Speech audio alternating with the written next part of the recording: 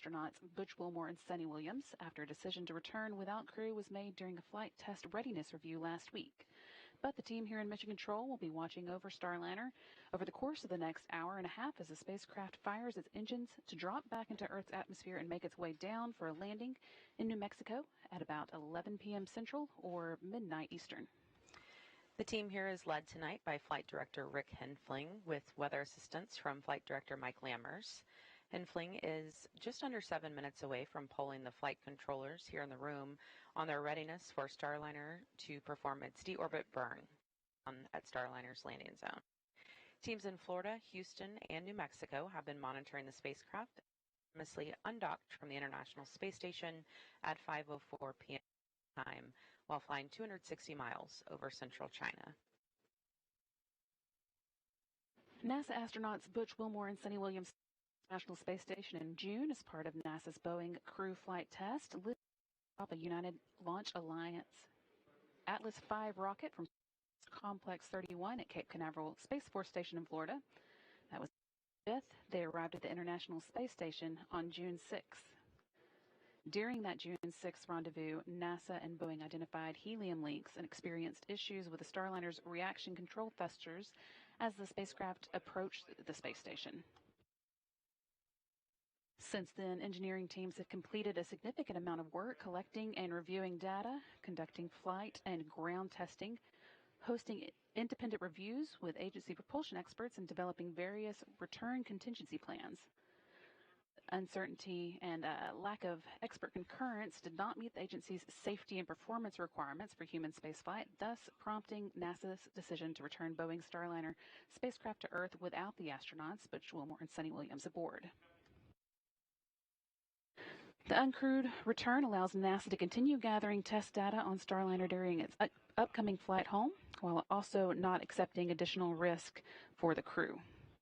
Wilmore and Williams, meanwhile, have formally joined the Expedition 71-72 crew and are going to remain at the space station conducting science experiments and helping with maintenance through February 2025. They're going to fly home aboard a Dragon spacecraft with 2 other crew members assigned to the agency's SpaceX Crew-9 mission. That is NASA astronauts Nick Hague and Roscosmos cosmonaut Alexander Gorbanov.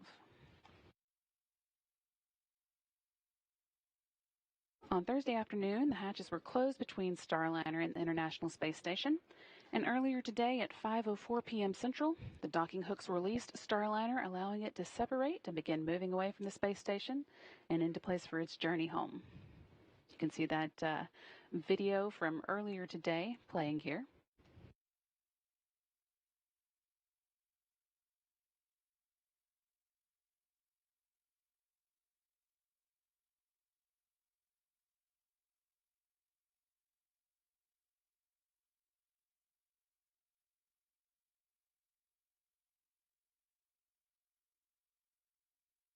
We saw a beautiful display of Starliner's thrusters there.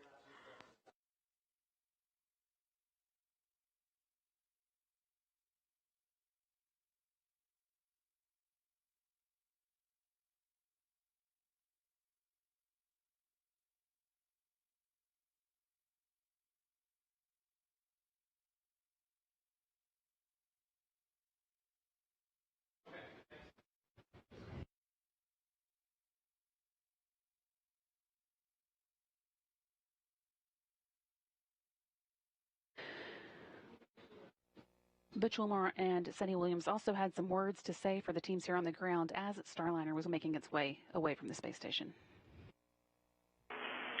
Station Houston, space to ground 2 for Starliner undock status. Go ahead, we're with you. Hey, Suni, both the Starliner and ISS flight control teams have pulled go for undock at this time. The expected undock time is 22:04. Okay, copy, 22:04.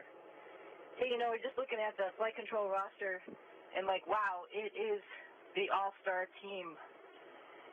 You guys, it is the time to bring Calypso home. You have got this. We have your backs, and you've got this. Bring her back to Earth. Good luck. Suni and Butch, this is Chloe. Just on behalf of the entire MO team, I know the other flight control teams around the building, we thank you for your endless support over the years. We've enjoyed every training event and every meeting. We remember every setback and every revelation with you. The teams on the ground have worked countless hours over the last few weeks, months, and for a group of us, years to bring Calypso back, and we're ready to do that today. We wish you the best of luck in your increment, and Suni, I will make sure the right people have your coming home song ready to play on Space to Ground when it's time for you guys to come home. Good luck, and thank you. Wonderful comments, Flight. We appreciate that, and we agree. Many years of great enjoyment, simming together, playing together, and being involved with each other's lives, and it's been special. Bring it home.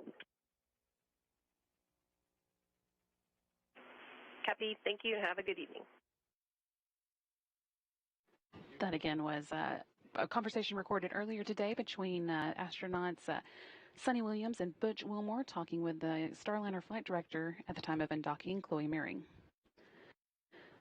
Since that undocking, when Starliner and the space station were flying 260 miles above central China, Starliner has been steadily increasing the distance between it and the space station, ensuring that it will be able to get into space and to place to perform a 10:17 p.m. Central deorbit burn. Now in about 20 minutes. While it has been moving away, the flight controllers here on the ground took the opportunity to perform a few tests of Starliner's thrusters. During the test, the crew module's 12 small reaction control system thrusters, one of the jets, didn't fire when commanded. The reaction control system thrusters on the crew module are used to steer Starliner as it makes its way back down to Earth after the service module has been jettisoned. Because those 12 jets are divided into two redundant strings of 6, Starliner only uses one string during normal operations. So although this means a slight loss of redundancy, it shouldn't keep Starliner from getting through re-entry and landing as expected.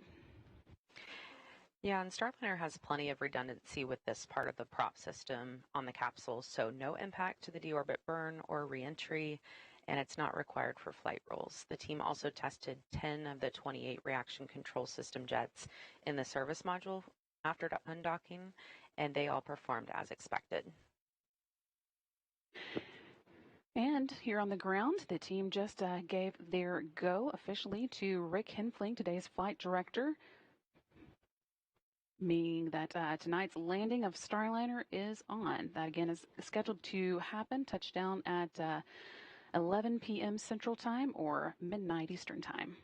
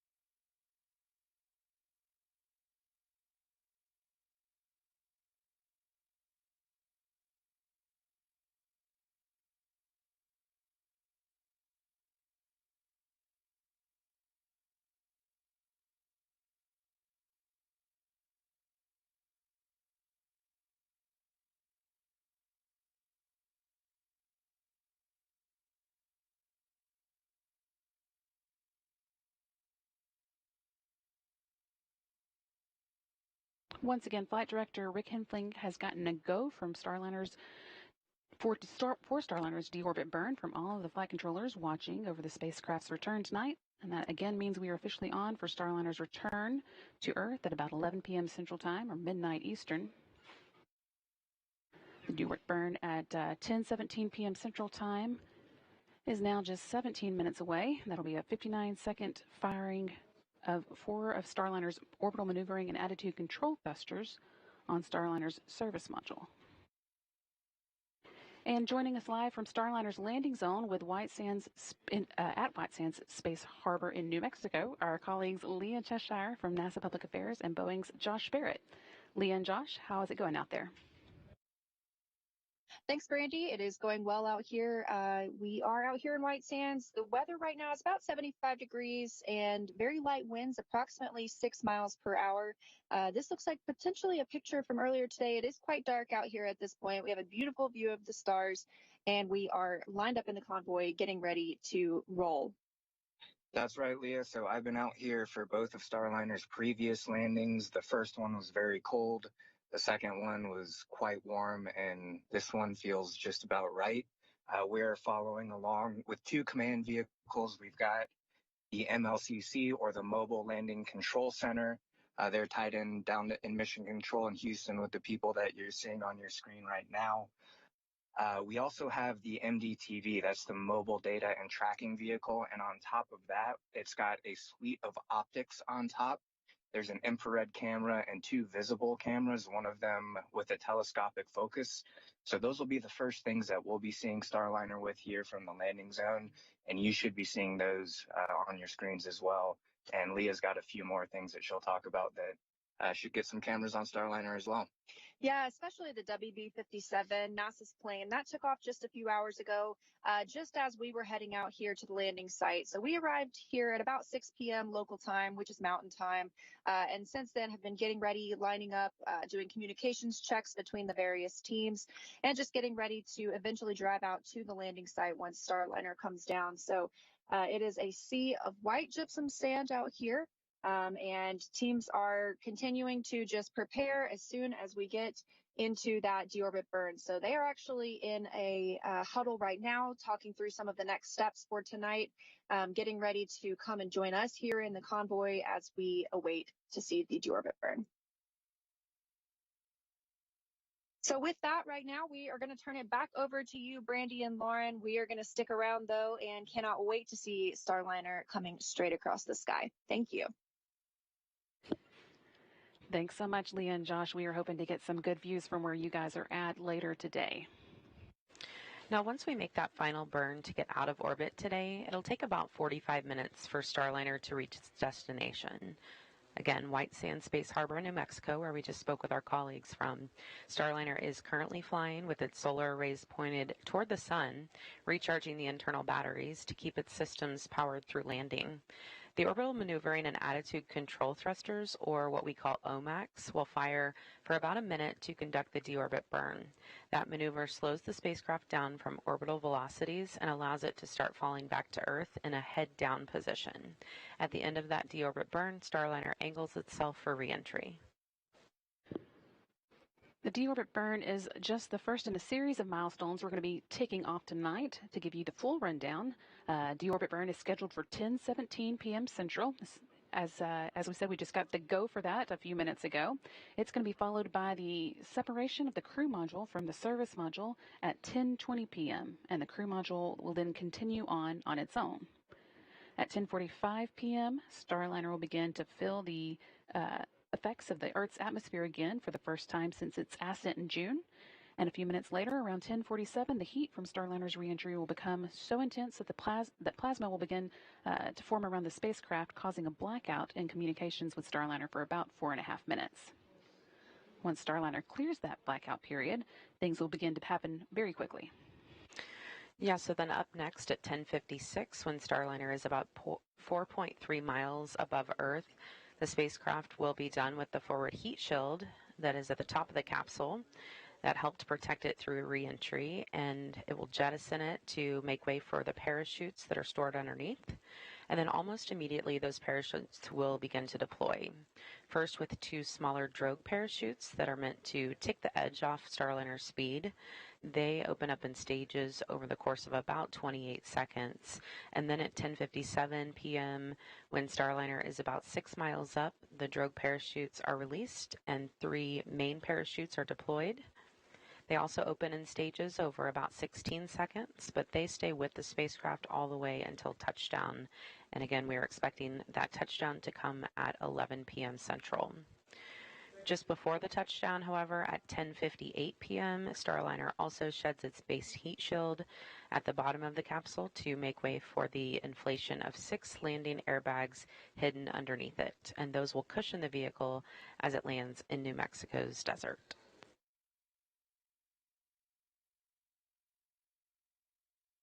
It's probably worth mentioning that we do not have video from Starliner. If you think back to June on its ascent and journey to the International Space Station, it's not able to send video down when it's not connected to the space station, so we won't be getting in-flight views from it, but we do have several cameras out at the landing site as well as some aircraft in the area that we are hoping to get some views from. But of course, it is going to be pretty dark out in the desert at night, so they may be infrared or black and white views, but hopefully we'll get some good camera views to show you.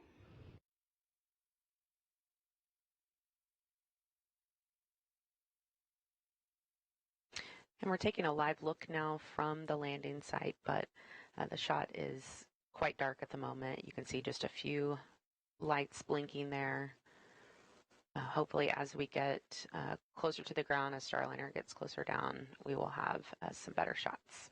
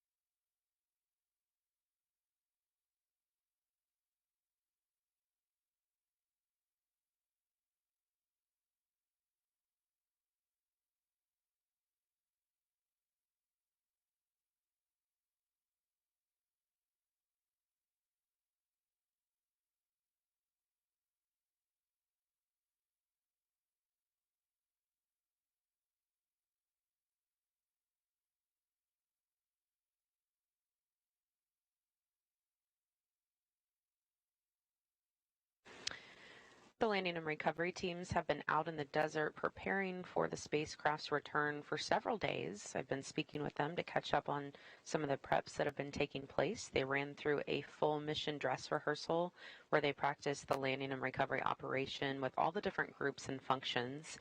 And they've also been keeping a close eye on the wind direction to establish the best recovery zone out at White Sands. They've even sent up some weather balloons to check the wind speeds. Tracking vehicles out there are equipped with cameras, so the team has been calibrating those. And again, although we don't expect any views from Starliner on its way down, we're hoping to get some good ones from those tracking cameras as well as aircraft in the area. We plan to have the WB-57 getting views while it is about 16,000 feet above the ground until the drogue parachutes deploy. And then at about 6,000 feet, we hope to see views from a Cessna in the area. And this is actually a current view of the Cessna as it makes its way out to the landing site, White Sands Space Harbor in New Mexico.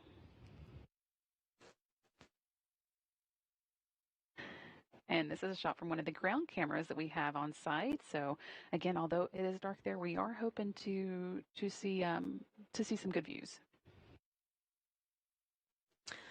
And in the last few hours, the teams there on the ground have been at the holding area, loading up their vehicles, doing last-minute checks, making sure all the equipment is ready to go, and then shortly they'll begin moving into place to watch Starliner make its final approach. And then once Starliner lands, teams will move closer in a very strategic way. They will first stop at about the 500-foot mark away from the spacecraft, and then they'll move in closer to the 150-foot mark while ground teams safe the vehicle. That first team on site with Starliner will be what we call the gold team. They start recovery operations by performing what's called a sniff test, where they use sensors to check for hydrazine, one of the propellants that Starliner uses. They'll be wearing protective gear known as hazmat suits to prevent exposure to hypergolic propellants. Hydrazine is used as propellant, and if it turns into a vapor, it can be toxic. After the sniff test, they will notify the rest of the convoy when it's safe to approach, and then they're going to check the winds, make sure the entire landing and recovery team is staged uprange from the direction the wind is blowing for added protection. Now, everyone out there is part of a different color team, and they wear a vest with that color, so it's very obvious who does what. So the next step is the silver team, and their first job is to ground the spacecraft. Starliner will be powered down, but there could be some residual electricity.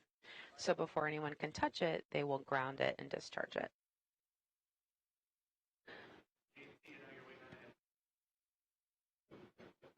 Teams here on the ground are reporting that everything is getting into good configuration for the deorbit burn. That's now just about 6.5 minutes away. Going on with what we were saying, we also will have the blue team that documents everything that's going on at the landing site. These are photographers from both Boeing and NASA who have situational awareness cameras. And again, here's a current view of those teams all ready to deploy at landing. Yeah, that's the holding site that we were mentioning. And then, of course, you can see the mountains there in the background in this black and white view. Now, the green team hooks up the HVAC trailers to Starliner to get cooling on it, but their first job is to put up an environmental enclosure on the spacecraft, and that enclosure looks a lot like a big inflatable. It wraps around the vehicle to get cool air around it and make sure the critical systems don't overheat. Then the red team opens the hatch. That is mostly Boeing Fire and Rescue. They will back up the mobile access platform to Starliner's hatch, giving the team access. And Starliner will be bringing back more than 900 pounds of cargo, including a nitrogen oxygen recharge system, or what we call NORS tank, that NASA will service and refill for future space station needs. The teams will unload that cargo before Starliner heads back to Florida. Just over 5 minutes to go now until tonight's 10:17 p.m. Central Time deorbit burn. Team here on the ground reports that Starliner has gotten into the right attitude, kind of the right way it's pointing for that burn. So everything is looking good. We're on track for landing at 11 p.m. Central, midnight Eastern.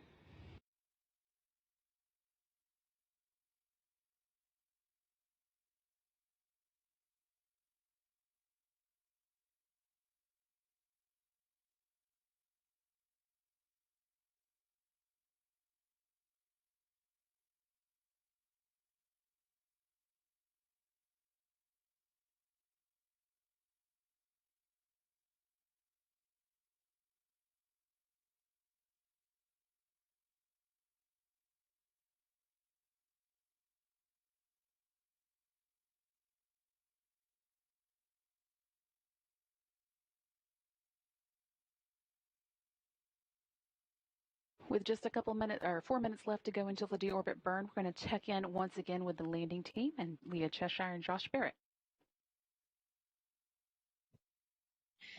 Thanks, Brandy. Yeah, we are out here just waiting in the convoy area. Now, most of the team is taking part in a safety briefing right now as we prepare to watch the deorbit burn and the reentry and then move in toward the spacecraft. Like you mentioned, it's really dark out here. Josh and I were just able to take in the really beautiful sight of the Milky Way. It's so dark. So once the capsule starts to re-enter the Earth's atmosphere, we expect to have a pretty good view of the streak as that plasma builds up around the capsule itself. That's right. We should be seeing it come just over the southwest horizon, right through the saddle of kind of the mountains that are just overlooking the mountain range here. And remembering back to OFT1, kind of the view that we should be having here is that we'll hear the sonic booms as well after we see kind of that plasma envelope. And then pretty quickly afterward, it is pretty remarkable how quickly it does end up over our heads. We'll see the flashes from the mortars, which deploy those forward heat shield parachutes, which take the forward heat shield off. Then we start hearing those mortars, and then the parachutes start to deploy. And then it's kind of slow motion from there as it drifts down. And we're seeing a lot of movement as teams have just completed that safety briefing here. So they're now all walking to join us at the convoy. So it looks like we are just a few minutes away from the deorbit burn, and the show is really getting on the road soon. So with that, we're going to turn it back over to you in Houston. We are just over 2 minutes away from the deorbit burn. At this point, Starliner has moved well away from the International Space Station and quite a few kilometers ahead of it as well. We had a number of smaller burns to ensure that Starliner was at a safe distance away from the space station before it performs the deorbit burn that will bring it out of orbit and on its journey back to Earth. And Flight Director Rick Henfling and his team expect Starliner's orbital maneuvering attitude control thrusters, also called OMACs, to fire around 10:17 Central Time, pushing the spacecraft out of its orbital flight path and onto its journey home. This deorbit burn will set us up for a touchdown time of about 11 p.m. Central or 10 p.m. Mountain Daylight Time out there in White Sands, New Mexico. Once it's there, control teams in Houston will begin powering off Starliner's radiators and solar arrays as the spacecraft now has enough power to get home, and sublimators will be taking over cooling. They use water to cool the cabin. Starliner is also, as we said, now in the correct attitude for performing the deorbit burn, and at this point, the service module and crew capsule are still attached to each other. 4 of the service module's 12 aft-facing orbital maneuvering and attitude control engines are going to be powering the deorbit burn, allowing them to separate safely. And those engines are each 1,500-pound thrusters, meaning this burn will take about 6,000 pounds of thrust, slowing Starliner from its current orbital velocity and bringing it back to Earth's atmosphere for a smooth landing. The Small Reaction Control System, or RCS thrusters, assist here in holding Starliner in the correct attitude. During this test flight, our teams ran roughly 1 million computer model simulations showing all the different thruster combinations possible for a safe return to Earth today. Just 20 seconds now until the burn starts. It'll last 59 seconds. And again, you be firing those orbital maneuvering and attitude control thrusters.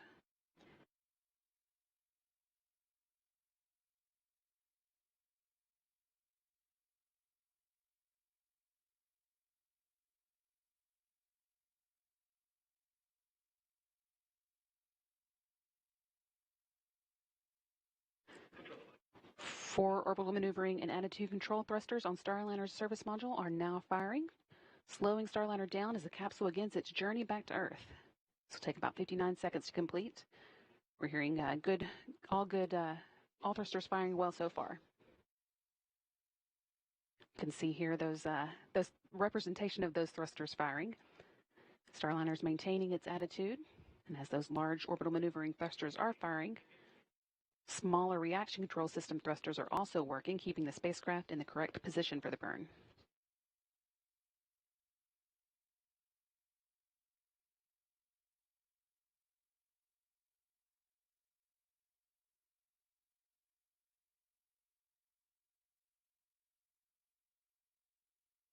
Still looking good.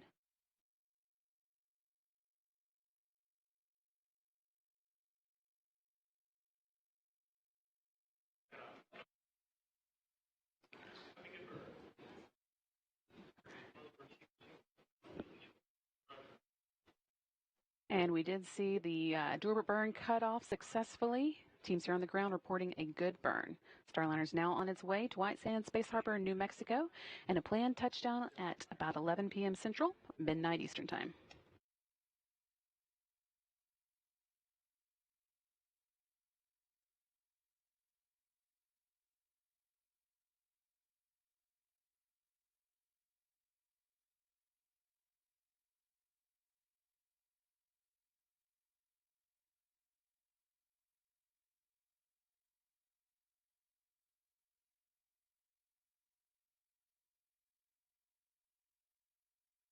Next up on the to-do list for tonight is the separation of the service module. With the service module's job done, it'll be disposed of over the Pacific Ocean, leaving the uncrewed crew module to carry on alone. In addition to all its other jobs, the service module has spent the flight protecting the crew module's heat shield. Jettisoning it uncovers that critical piece of equipment, allowing it to shelter the spacecraft as it begins traveling back through the Earth's atmosphere. The crew module will then make its final attitude adjustments to make sure the heat shield is at exactly the right angle to provide that protection. And those fine-tuned adjustments are really just a strong capability of Starliner's guidance, navigation, and control system. In fact, on the 2 previous flights, Starliner made bullseye landings thanks to that system. Starliner is maneuvering into position for that jettison at this time.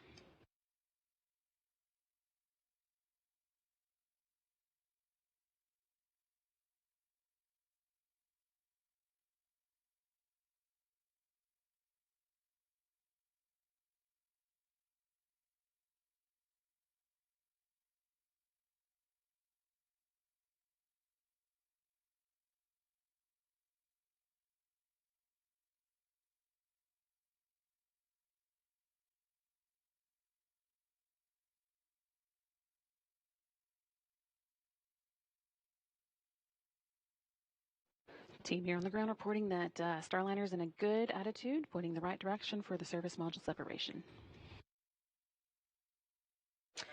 And the service module has just jettisoned, separated, and is now falling away. It will burn up during reentry over a remote part of the Pacific Ocean. And Starliner will continue on its path to New Mexico, where the landing and recovery team is waiting for touchdown. Starliner is now angling itself and its heat shield for reentry. The entry interface is coming up in just about 10 minutes. That's the hottest part of the reentry process, with Starliner's heat shield reaching about 3,000 degrees. To protect Starliner from those heat loads, the spacecraft has what's called an ablative heat shield.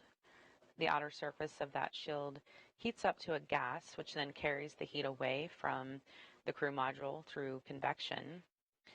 And our team calls this process a game of threes because during entry interface, the heat shield will handle those temperatures of about 3,000 degrees, but it will convert that heat to about 300 degrees with only 3 inches of ablator. And because of this protection during this hottest part of reentry, the inside of the spacecraft remains at about room temperature. When Starliner returned from its last 2 flights, the capsules landed with 2 black stripes up the sides, indicating the heat shield was ablated as intended. So we do expect to see that again today, and the team considers that a bit of a badge of honor.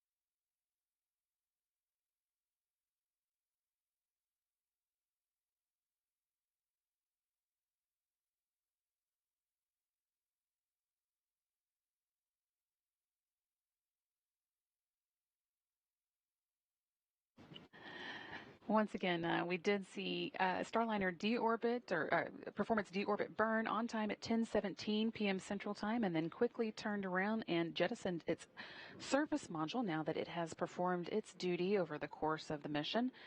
We are still about 20 minutes away from entry interface, but things will start to happen quickly after that. About 4 minutes after we go into the entry interface, the heat from Starliner's re-entry will become so intense that the plasma will begin to form around the spacecraft, causing a blackout in communications with Starliner for about 4.5 minutes. And after that, we'll see Starliner jettison its forward heat shield that's been protecting the parachutes during re-entry. Then, when Starliner is around 30,000 feet above the ground, the spacecraft's parachute sequence will begin. 2 drogue parachutes will start slowing Starliner down, and then they'll detach, and 3 main parachutes will deploy and inflate. At about 3,000 feet off the ground, the base heat shield jettisons, exposing the airbags. And then at touchdown, those airbags absorb the initial force of landing, cushioning the spacecraft for a soft, safe return to Earth.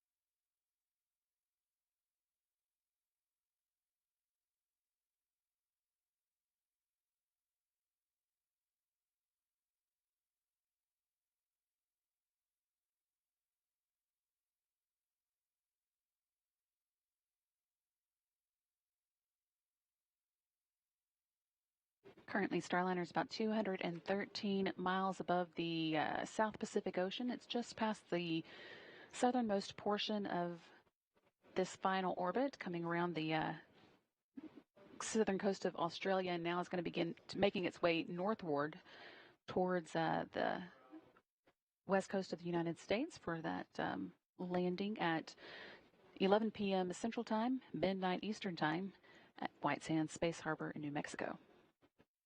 Again, we've had the deorbit burn that took place just as planned at 10:17, a 59-second burn that changed the Starliner speed by about 290 miles per hour, 130 meters per second.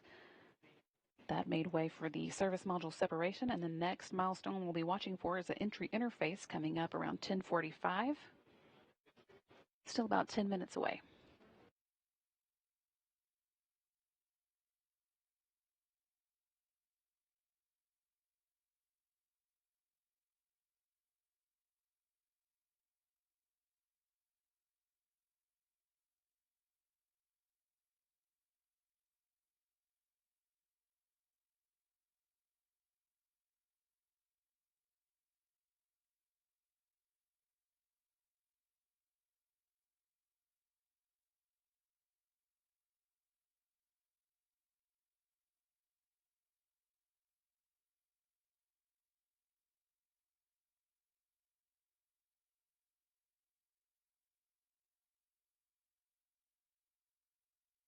Live view here of the recovery forces staged near the landing site, ready to move in once Starliner touches down.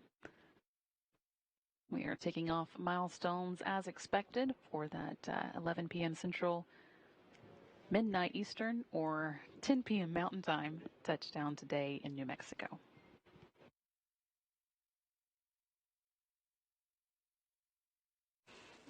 Again, Starliner performed its deorbit burn about 12 minutes ago. The thrusters performed nominally, and the flight home is going smooth.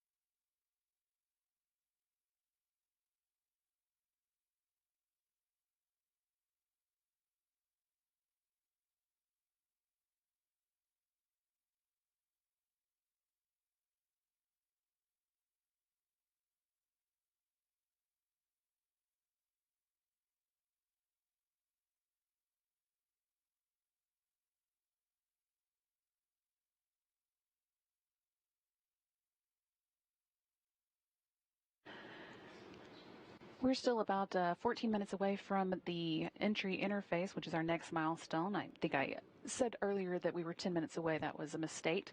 But about 14 minutes from now, we'll be experiencing the atmosphere for the first time since Starliner launched. And since we do have a little time, we're going to check back in with the landing team. Leah and Josh, how are things going out there? Thanks, Brandy. Yeah, that was a great view of the landing convoy all lined up. I was just watching some of the Gold team members getting suited up. As you mentioned earlier, that's going to be the first team to come in and inspect the vehicle. They're sniffing for those hypergalls or any of those dangerous fumes before the rest of the teams get the go to move in and approach the capsule. Of course, it's kind of a waiting game right now as we are still waiting to spot Starliner coming from the southwest. So a lot of us are outside of the convoy right now and keeping our eyes on the skies. Yeah, that's right. We've got about just under probably 3 dozen vehicles all lined up in 3 rows, just waiting to get that touchdown signal. Again, going through that convoy list that you guys went through already so well. Behind that Gold team, after Starliner is declared safe, the Silver team moves in and they do the electrical grounding. They'll also stabilize the vehicle just in case the airbags start deflating. We make sure that the hatch has a good stable orientation for Red team to come in, and they're the ones with the hatch orientation. And once the Red team establishes hatch access, actually the Silver team has a fun job tonight in the dark. They're going to go start looking for the pieces that came off of Starliner, those heat shields, some of those lids from those parachute mortars. And then after that, after Red team has hatch access and opens up the hatch, NASA's ISS program folks are going to come in for the cargo inspection. So again, we are expecting to start seeing Starliner coming across the horizon around the time that entry interface begins. But until then, just wanted to give you guys a hit from the landing site and the latest that we have going on here. So we'll toss it back over to you in Mission Control, Houston. Thanks so much, Leah and Josh. We are watching for that entry interface as well. We're now about 12 minutes away. Starliner continuing to make good progress following in that 10:17 p.m. Central Time deorbit burn.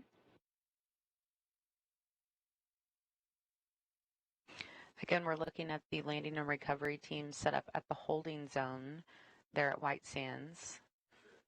Josh and Leah are embedded with that convoy, and they will make a very strategic move toward the spacecraft after touchdown, first stopping at about the 500-foot mark, and then they'll get the go to move forward to the 150-foot mark, and then once the vehicle is considered safe, they will move in.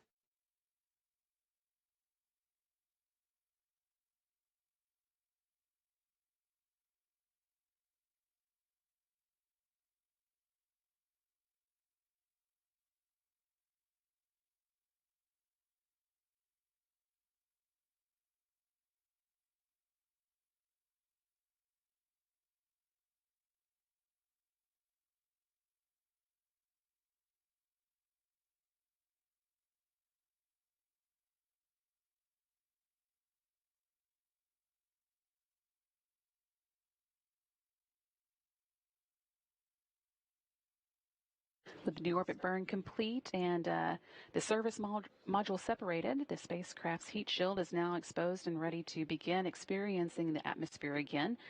The Starliner is going to make some final attitude adjustments that keep that heat shield pointing at exactly the right angle. And next up after that is entry interface, again, just coming up in a few minutes. At 400,000 feet above Earth, Starliner faces temperatures of 3,000 degrees Fahrenheit from the plasma created by air friction around the spacecraft. But Starliner can handle that heat with its heat shield, which is made of an ablative material designed to keep the inside of the spacecraft at about 70 degrees.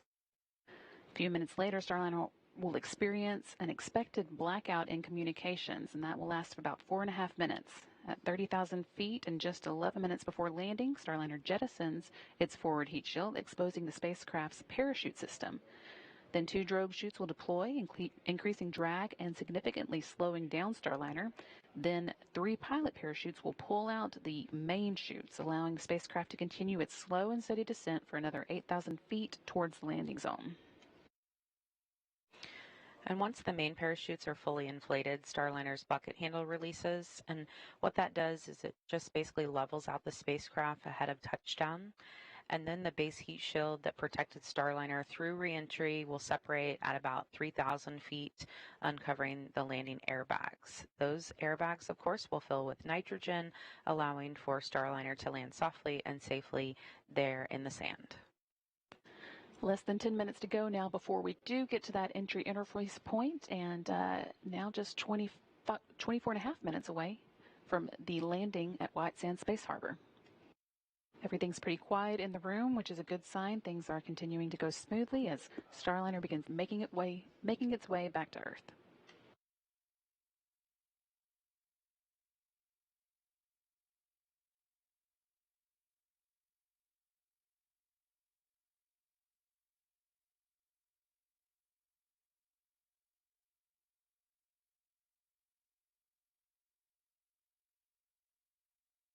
You're taking a look there at Flight Directors Rick Henfling on the left, speaking with Mike Lammers on the right. Rick is the flight director for this landing operation. Mike is weather flight director. They are tag teaming this operation. Team has been keeping a close eye on weather at the landing site, but everything looks pretty good for tonight's touchdown. Yeah, about 79 degrees Fahrenheit out there. They reported 10 miles of visibility. The winds are within the limits, so we are looking good for a touchdown. Coming up right about 11 o'clock p.m. Central Time.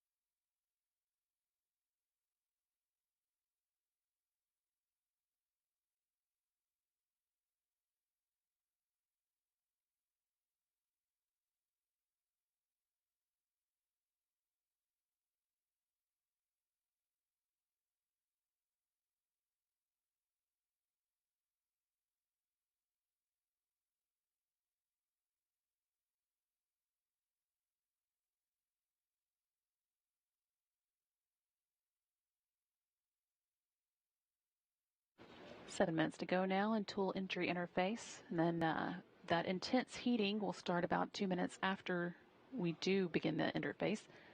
That'll last about 4.5 minutes, during which time we'll be in a blackout.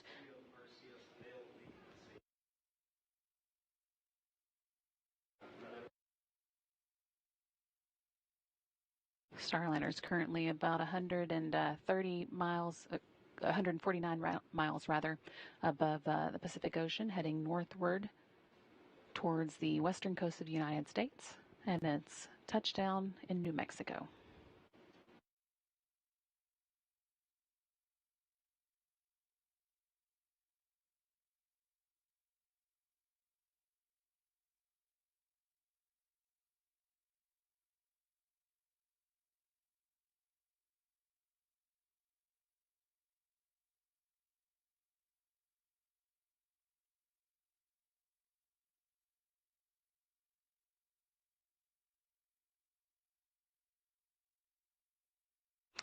We're taking a look here at the landing trajectory. There on the left of your screen, you can see that line that crosses over the Baja Peninsula, and that is the track Starliner will take as it makes its way into New Mexico. As it gets closer to the ground, people living in the area might get a bright shot of Starliner coming back through the atmosphere and landing there in White Sands, New Mexico. You can also see there in the center of the screen the to-do list, basically, before we do get to landing. The service module separations highlighted in green because that one's already taken place. And next up is the entry interface, about 5 minutes away from now.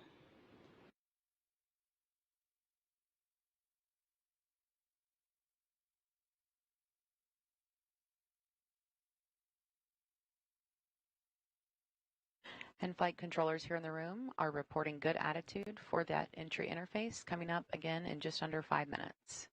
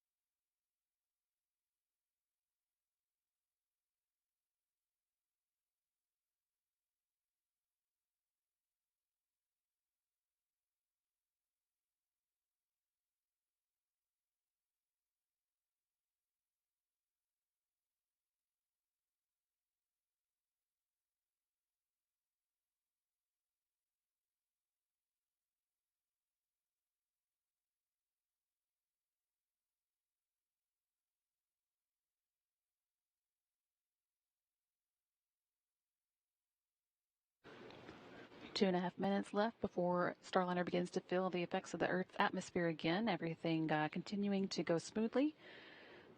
Flight controllers here in the room are quiet as they're working through their steps, but all going well so far. Starliner is in position to begin experiencing that heat from re-entry. Now less than 100 miles above the Earth and heading towards the Baja Peninsula. We'll be flying over that before landing in New Mexico.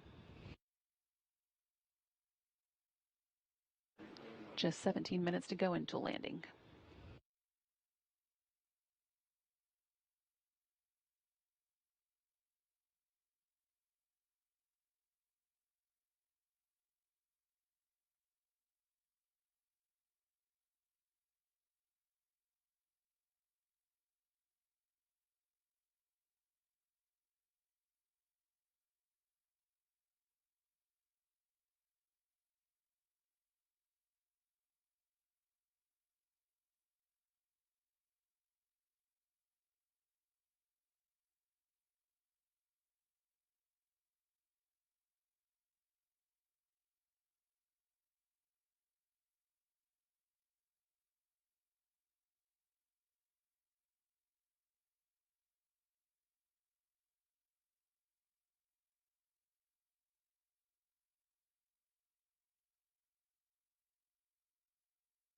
Less than a minute now until we begin entry interface. Again, about 2 minutes after entry interface starts, we'll begin seeing the heating really get intense, and we'll go into a 4.5-minute blackout.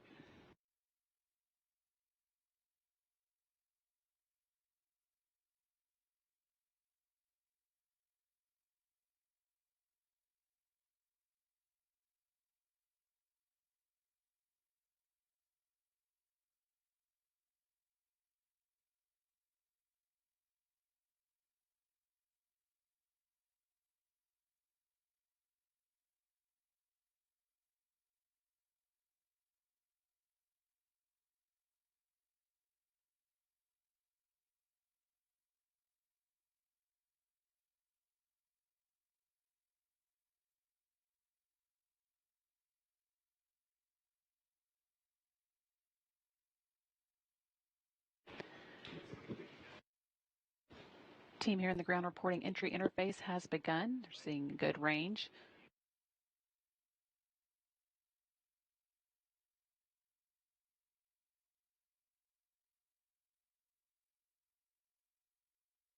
Seeing another view from the landing site, or the teams getting ready to move out to the landing site here. A little better idea from this view of exactly how dark it is out there with all the lights of the vehicle shining. A minute and a half until we move into the blackout period for Starliner. And 14.5 minutes until we land in White Sands, New Mexico.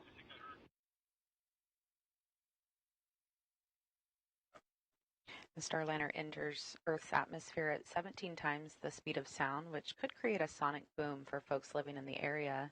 It will then be slowed down by parachutes to a speed very similar to what you might experience while going down an elevator inside a high-rise building. The vehicle then comes to a safe, comfortable stop at landing.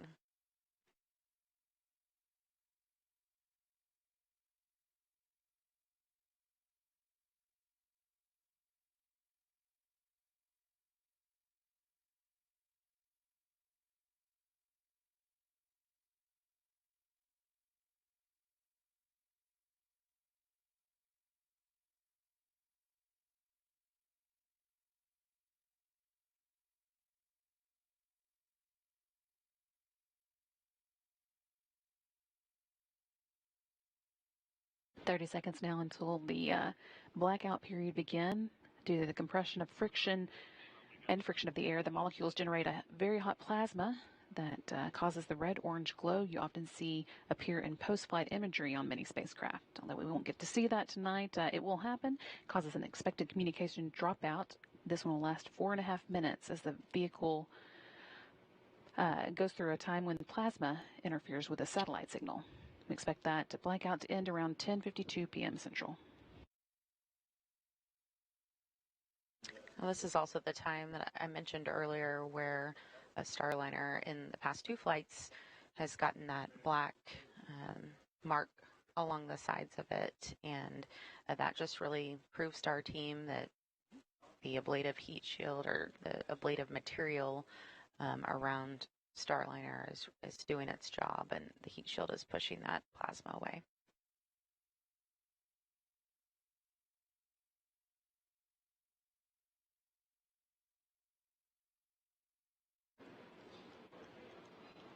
It's blackout time again. Last about 4.5 minutes. We've got about 3.5 left of it. After that, the milestones we'll be watching for include forward heat shield jettison at 10:56, when Starliner is about 4.3 miles above the Earth. Very soon after that, almost immediately, drogue chutes deploy. Those give a little bit of an initial slowdown to the vehicle before the really large main parachutes deploy. That happens when the Starliner is about 2.5 miles above the Earth.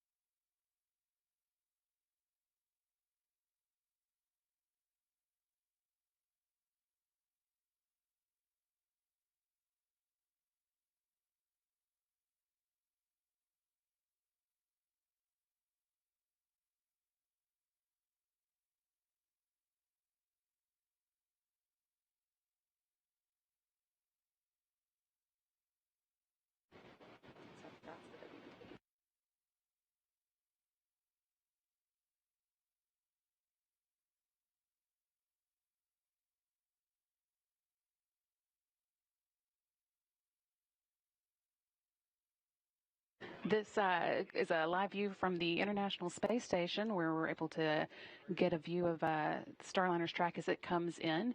We are now less than 10 minutes away from landing at the White Sands Space Harbor, scheduled for 11 p.m. Central. Also getting reports that the WB-57 is also able to see Starliner now as it begins coming in for its landing. We've still got just about a minute left to go before Starliner comes out of its blackout period.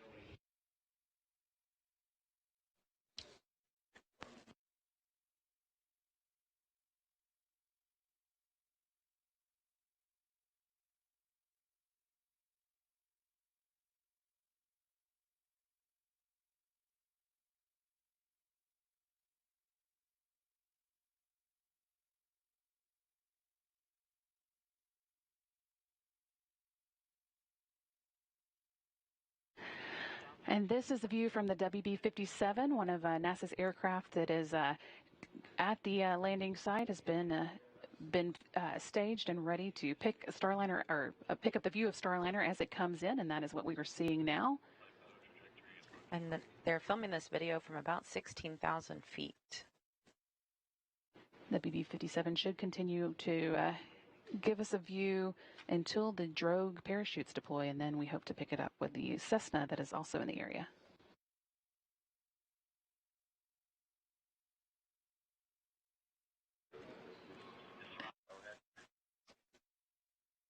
And flight controllers here in the room are reporting that we are out of that blackout period and everything is looking good. Starliner remaining nominal as she returns to Earth.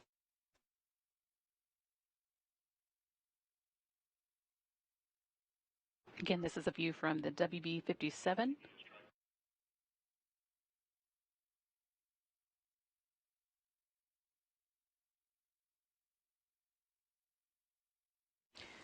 Starliner showing a beautiful streak across the sky as she returns to White Sands, New Mexico.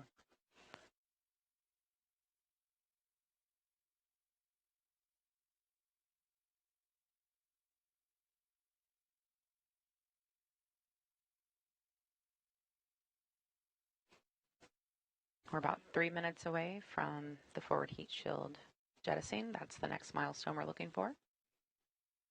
Starliner is currently about 27 miles above the Earth, and the team at White Sands reporting that they have seen it. We got a tally hole from them reported remotely.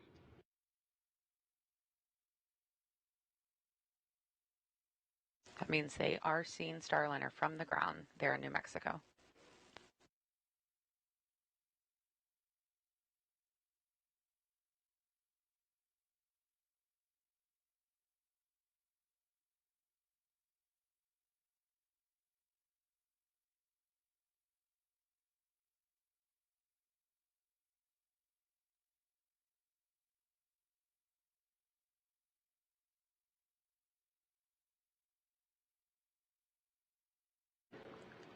This view is coming from the Cessna that's also in the area, picking up Starliner now from its lower altitude, about 6,000 feet above, whereas the WB-57 is about 16,000 feet up. We are now just 6 minutes and 22 seconds away from landing. We should also just be a couple minutes away from the forward heat shield jettison, which will bring on the drogue parachute deploy, followed by the main parachutes.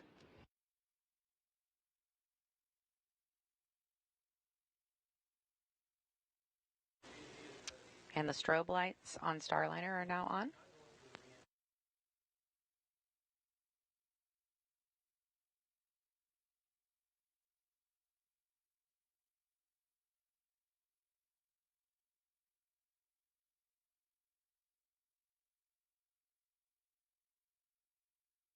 Starliner is now over the landing site, and that strobe light will help the teams actually track Starliner on the ground because it is very dark out there.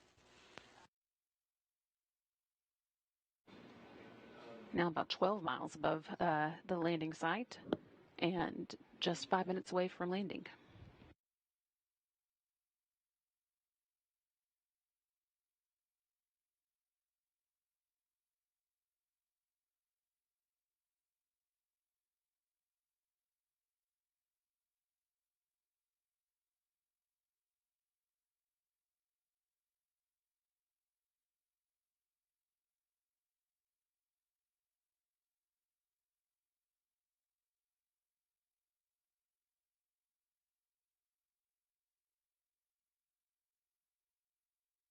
Watching now for the forward heat shield jettison. That should be coming up, again making way for the parachute deployment.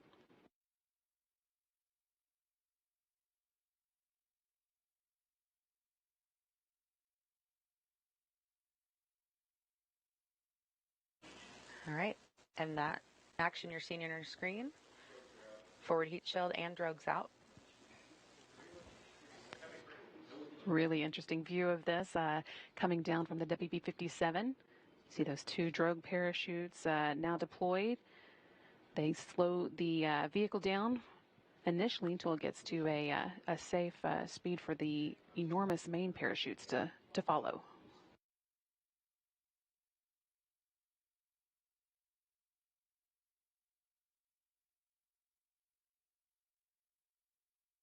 About 4 minutes to go until touchdown.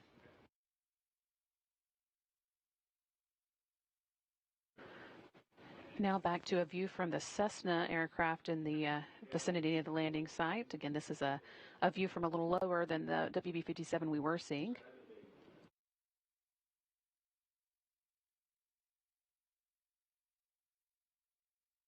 The next thing we're going to see here is the 3 main parachutes come out, and everything will happen pretty quickly from that point on.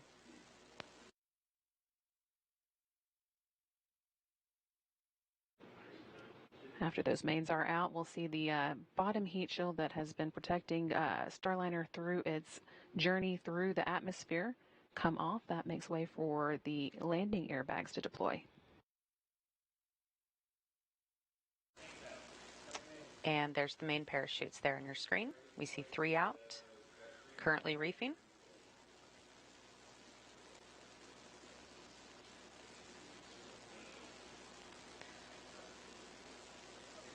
And the teams at the landing recovery teams report that they heard the booms as those came out. 3 good mains fully open there. You can see Starliner in a slight tilt, so we're going to see the rotation handle move here shortly, and it will level out Starliner. But 3 good parachutes, looking great. Just a little over 2 minutes until the expected landing time, and we heard the rotational handle has been released, so you can see that tilt evened out. Next up is the back heat shield jettison.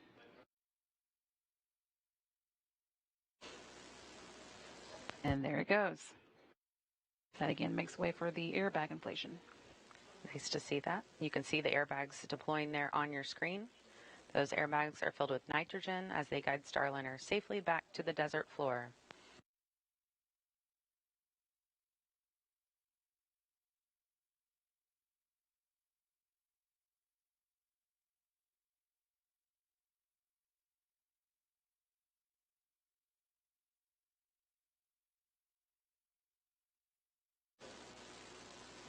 Just a beautiful sight as Starliner makes its way to the sands of New Mexico.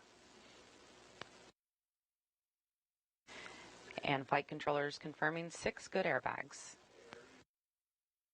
This view still coming to us from the Cessna. We've got just about a minute left to go until the expected touchdown. I'll be watching for that time for you.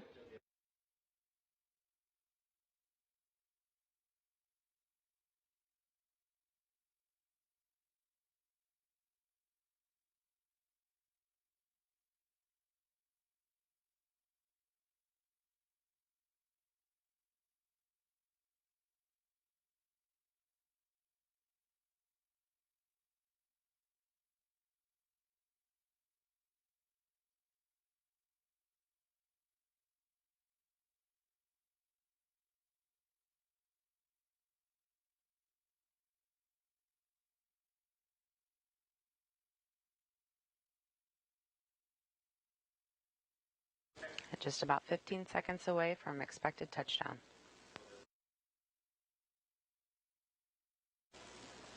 You're seeing the ground there in your screen as we get closer.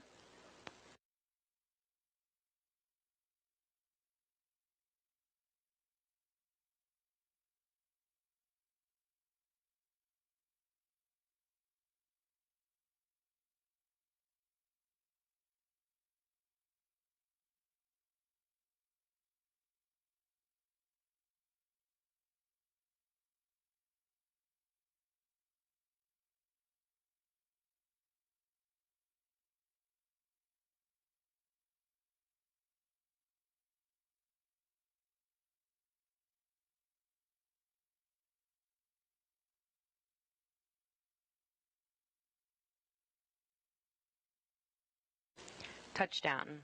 Starliner is back on Earth. That landing coming at 11:01 and 35 seconds Central Time, 10:01 and 31 seconds Mountain Time at White Sands Space Harbor at the U.S. Army's Missile Range in New Mexico.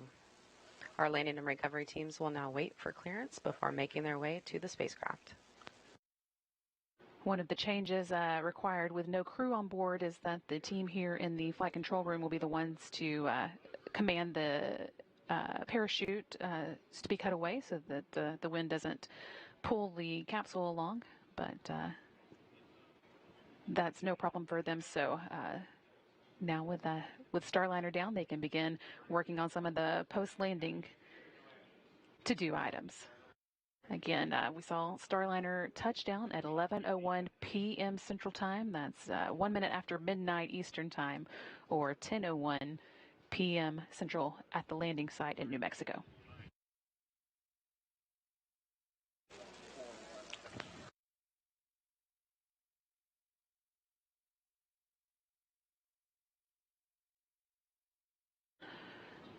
This is a view from the Cessna, still watching the drones slowly make their own way down.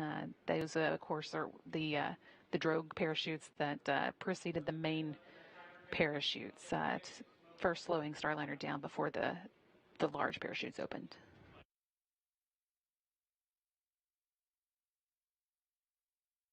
Really just a flawless and beautiful descent of Starliner today. Even heard some cheers and clapping in the background.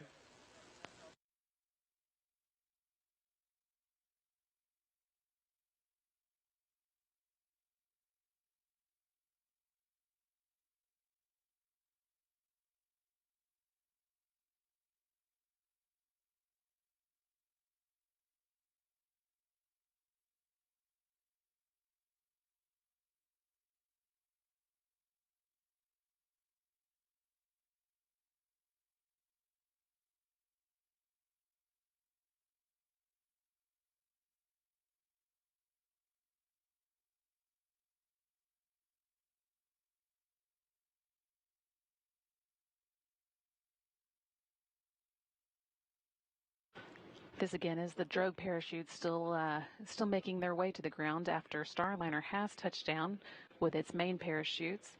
Touchdown came at 11:01 p.m. Central Time. The team here in Mission Control will be working through some post-landing steps now.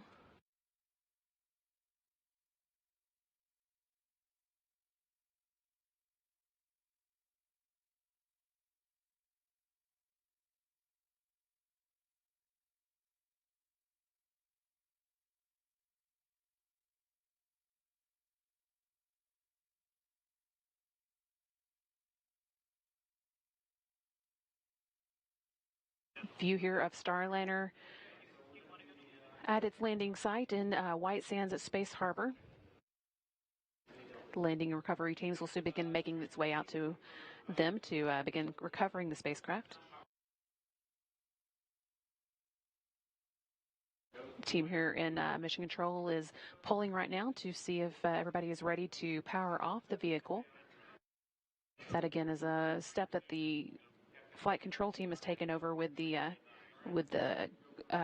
lack of crew on board.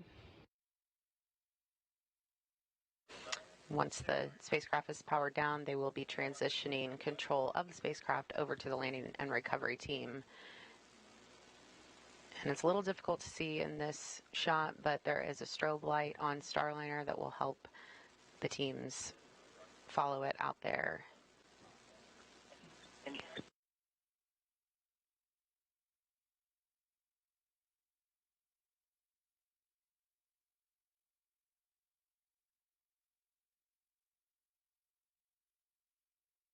And the recovery team is on the move, but I think Leah Cheshire and Josh Barrett, our colleagues out there, may be able to give us one last update. Leah and Josh, can you hear us?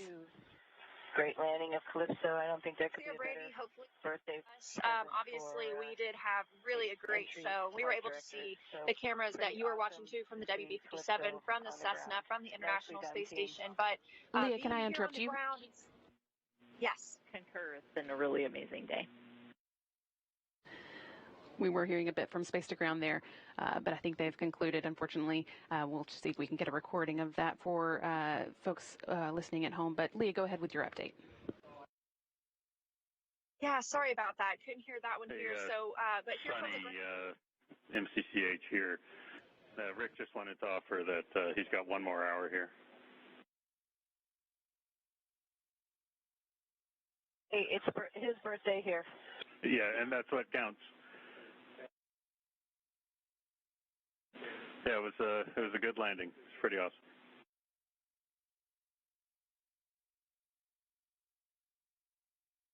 You guys are the best. You are the best. Thank you.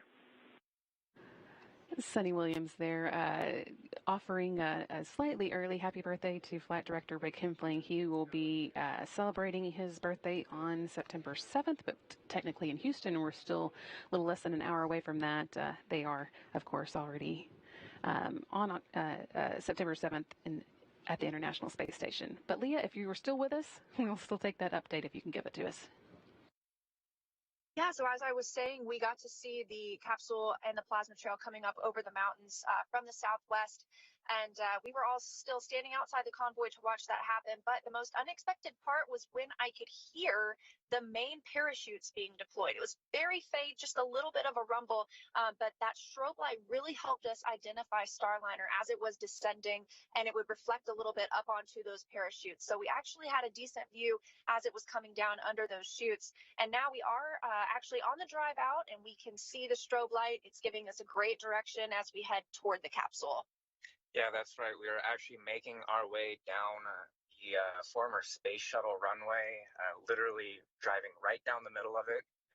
Starliner is a little bit towards the southern end, so we see that strobe kind of in the distance there.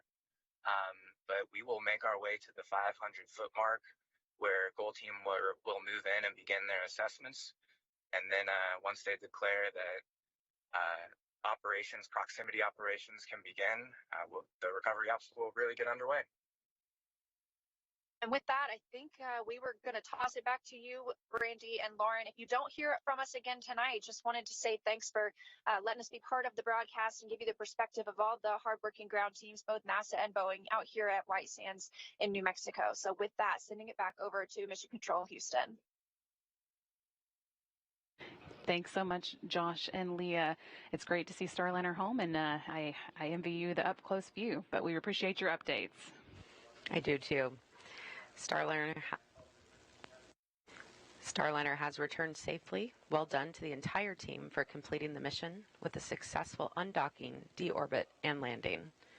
Starliner has once again proven herself a safe ride to and from space. On behalf of the entire Boeing team, welcome home, Calypso. And with that, we will also wrap up our coverage tonight.